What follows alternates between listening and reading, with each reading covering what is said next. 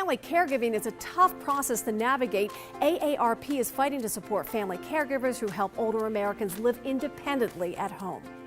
For the first time, caregivers in Pennsylvania will have a tool that will help them when they assist their loved ones when they are discharged from a hospital. The CARE Act is coming into place soon for caregivers in Pennsylvania, and the acronym stands for Caregiver, Advise, Record, and Enable. The CARE Act is actually there to help the 1.6 million caregivers in Pennsylvania.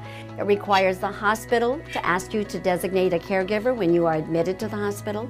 It also requires that that designated caregiver be contacted before you are discharged to let you know of the discharge. And it also requires that the caregiver receive all of the education and going home information that you receive as the patient. Most times it will probably be a family member, although it does not have to be. It can be a friend or a neighbor. And we know that there's an awful lot of people that do this job.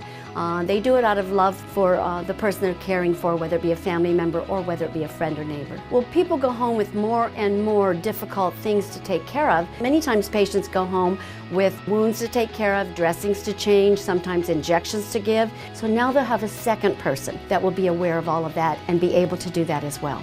They will get the very same teaching, videos, whatever is necessary. AARP fought long and hard to put this through because we know that it will better enable people to stay at home by having a caregiver that has been educated in the care that they really need to keep them at home where they want to be. Any caregiver is going to benefit from this law, as well as anyone leaving a hospital. It will allow the caregiver to be assured that they know what is necessary to take care of their loved one when they go home or to another facility. We think that the CARE Act is so important that we developed these wallet cards with a tip sheet on the back that tells you what the hospital is required to do.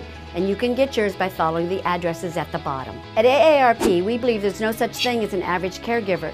If you are not a caregiver now, chances are you were one in the past or you will be one in the future.